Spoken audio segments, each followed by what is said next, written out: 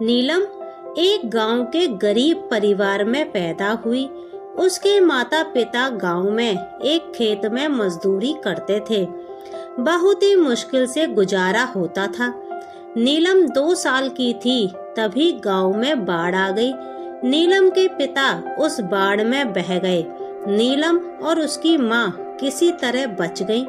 नीलम की माँ को गहरी चोटें आई थीं। अस्पताल में नीलम को अपनी बहन बबीता को देते हुए नीलम की माँ ने कहा, बहन, इसे अपनी बेटी बनाकर पालना। यह सुनकर बबीता ने कहा, ऐसा क्यों बोलती हो दीदी, आप ठीक हो जाओगी। यह सुनकर नीलम की माँ के आंसू बहने लगे और कुछ ही देर में उसने अपने प्राण त्याग दिए। बबीता ने अपने पति मोहनलाल जी की मदद से किसी तरह नीलम की माँ का अंतिम संस्कार किया और फिर वह नीलम को लेकर शहर चली आई। शहर में उसका छोटा सा मकान था जो कि किराए पर था। मोहनलाल जी एक छोटी सी नौकरी कर शहर में गुजर बसर कर रहे थे। इस पर नीलम के आने के बाद खर्चा और बढ़ गया था। 2 साल की बच्ची को पालना भी आसान नहीं था। मोहनलाल जी को ये सब पसंद नहीं आ रहा था। बबीता किसी तरह नीलम को पाल रही थी। कुछ दिन बाद एक दिन बबीता अपने पड़ोस में रहने वाली सहेली सुजाता से बात कर रही थी। बहन, समझ नहीं आ रहा क्या करूं। इनकी थोड़ी सी तनख्वाह में हमारा ही गुजारा बहुत मुश्किल से होता है। अब नीलम के आ जाने से बहुत परेशानी हो रही है। सुजाता ने कहा, एक काम कर, इसे किसी अनाथ आश्रम में छोड़ा, वहाँ अपने आप पल जाएगी। बबीता बोली, ये क्या कह रही है तू? मेरी बहन की अमानत है। मेरा अपना बच्चा होता तो क्या मैं उसे अनाथ आश्रम में छोड़ देती? यह सुनकर सुजाता ने कहा, मुझे माफ कर देना, ना जाने मैं भी क्या बोल गई। एक काम करना, मैं इसे कुछ घंटे संभाल लूंगी, तू कोई काम ढूंढ ले। मेरा मतलब है कुछ घरों में काम करना शुरू कर ले। सुबह साफ सफाई करने का काम मिल जाएगा, इससे इसका खर्चा भी निकल ही जाएगा। बबीता ने बोला, तू ठीक कह रही है। अगर तू इसे कुछ देर संभाल लेगी तो मेरी बहुत मदद हो जाएगी। सुजाता ने कहा, अरे ये तो पुण्य का काम है, तू चिंता मत कर। बबीता को एक रास्ता नजर आ रहा था। शाम को उसने मोहनलाल जी से बात की। उन्होंने कहा, जैसा तुम चाहो करके देख लो, नहीं तो इसे किसी को देना पड़ेगा। अगले दिन से बबीता काम ढूंढने लगती है। कुछ लोगों से बात करके उसे 2 घरों में काम मिल जाता है। धीरे धीरे समय बीतने लगता है। नीलम अब 5 साल की हो गई थी। बबीता अब घरों में पूरे दिन काम करती थी। नीलम अब घर में अकेले रह सकती थी। बीच बीच में सुजाता उसकी देखभाल करने के लिए आ जाती थी। बबीता को मेहनत करके भी एक खुशी मिलती थी। नीलम को वह बहुत प्यार करती थी। धीरे धीरे मोहनलाल जी का स्वभाव भी बदलने लगा था। वो भी नीलम को अपनी बेटी मानने लगे थे। बबीता ने नीलम का एक स्कूल में दाखिला करा दिया। दोनों नीलम को बेटी की तरह पाल रहे थे। नीलम जब 14 साल की हुई तो उसे पता लग गया था कि वह अपनी मौसी के घर में पल रही है। बबीता दिन भर काम करती थी। शाम को थक हार कर जब वह घर आती थी तो वह नीलम से कुछ काम करने के लिए कह देती थी, जिससे नीलम को लगने लगा था कि उसकी मौसी खुद तो सारा दिन घूमती रहती है और सारा काम उस पर डाल देती है। नीलम के मन में मौसी के प्रति नफरत सी भरने लगी थी। नीलम अब सुजाता से भी बात नहीं करती थी, इसलिए सुजाता ने भी आना छोड़ दिया था। इसी तरह समय बीत रहा था। समय के साथ नीलम के मन में बबीता के प्रति नफरत बढ़ती जा रही थी। कुछ दिन बाद तो उसने बबीता को उल्टे जवाब देना भी शुरू कर दिया था।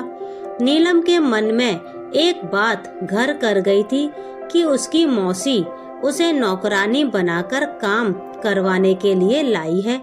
पता नहीं उसके माता पिता मरे भी हैं या मौसी ने झूठ बोल दिया। मोहनलाल जी और बबीता को नीलम के इस व्यवहार से बहुत दुख होता था। वे दोनों नीलम को समझाने की कोशिश करते थे, लेकिन वह उन्हें उल्टा ही बोल देती थी। नीलम की पढ़ाई पूरी हो चुकी थी। उसने नौकरी ढूंढनी शुरू कर दी। एक दिन उसने घर आकर बबीता को बताया कि उसे एक कंपनी में नौकरी मिल गई है। बबीता बहुत खुश हुई कि उसने अपनी बहन से किया हुआ वादा पूरा किया। नीलम को अभी नौकरी करते हुए कुछ ही दिन हुए थे कि उसने अलग फ्लैट किराए पर ले लिया, और जब नीलम जा रही थी तो बबीता ने उसे रोकने की बहुत कोशिश की, लेकिन वह कहने लगी, मैं अब तुम्हारी गुलाम बनकर नहीं रह सकती, इसलिए मैं जा रही हूँ। मोहनलाल जी और बबीता को बहुत दुख हुआ। बबीता ने अब काम पर जाना छोड़ दिया था। उसकी तबीयत खराब रहने लगी थी। इधर नीलम को काम करते करते एक लड़के से प्यार हो गया और दोनों ने शादी कर ली। एक दिन बबीता दवाई लेने डॉक्टर के पास जा रही थी, तभी उसे रास्ते में सुजाता मिली। कैसी है बहन, ये क्या हाल बना रखा है? बबीता ने रोते हुए उसे सारी बात बताई। तब सुजाता ने कहा, अरे मैंने जो नया घर लिया था वहीं पास ही में एक फ्लैट में नीलम रहती है। उसने तो शादी कर ली, तुझे नहीं बताया? यह सुनकर बबीता का दिल टूट गया। वह बहुत ज्यादा बीमार रहने लगी। एक दिन नीलम के पति रोशन किसी काम से जा रहे थे। उन्हें रास्ते में सुजाता मिली। पड़ोसी होने के नाते सुजाता ने नीलम का हालचाल पूछ लिया। तब रोशन ने पूछा कि वे नीलम को कैसे जानती हैं। सुजाता ने रोशन को सारी बात बताई कि कैसे बबीता ने नीलम को पाल पोस कर बड़ा किया। यह सुनकर रोशन को बहुत दुख हुआ, क्योंकि उसे इस बारे में कुछ भी पता नहीं था। रोशन ने नीलम से जाकर इस बारे में पूछा, नीलम तुम्हारे माता पिता इसी शहर में हैं, तुमने बताया नहीं। नीलम, आपको कैसे पता? वैसे वो मेरी मौसी हैं, जिन्होंने आज तक ये नहीं बताया कि मेरे माता पिता कहाँ हैं। वो तो बस मुझे नौकरानी बनाकर रखना चाहती थीं। तब रोशन ने कहा, कोई भी मालकिन अपनी नौकरानी से बिछुड़ने के गम में मरने जैसी हालत में नहीं पहुंच जाती। वो तुम्हारे से बिछुड़ने का दुख सहन नहीं कर पा रही हैं। तुम्हें उनसे माफी मांगनी चाहिए। ये बात सुनकर नीलम ने कहा, ये फिर कोई नई चाल होगी मौसी की। तब रोशन ने कहा, अगर वो उस समय तुम्हें नहीं पालती तो शायद आज तुम जिंदा भी नहीं होती। रोशन की बात सुनकर नीलम को अपने किए पर पछतावा होने लगा। उसने मौसी से जाकर मिलने की सोची। 2 दिन बाद नीलम अपने पति रोशन के साथ मौसी से मिलने गई। वहां जाकर पता लगा कि 2 दिन पहले ही बबीता सबको छोड़कर चली गई। नीलम उसकी फोटो के सामने फूट फूट कर रोने लगी। मोहनलाल जी ने नीलम को समझाते हुए कहा, बेटी वापस आने में बहुत देर कर दी। तेरी मौसी तुझे बहुत याद करती थी। नीलम ने प्रायश्चित करने की सोची। नीलम और उसके पति रोशन मोहनलाल जी को अपने घर ले गए। नीलम उनकी पिता की तरह देखभाल करती थी। रोशन भी उन्हें अपने घर के बड़े बुजुर्ग की तरह मान सम्मान देता था।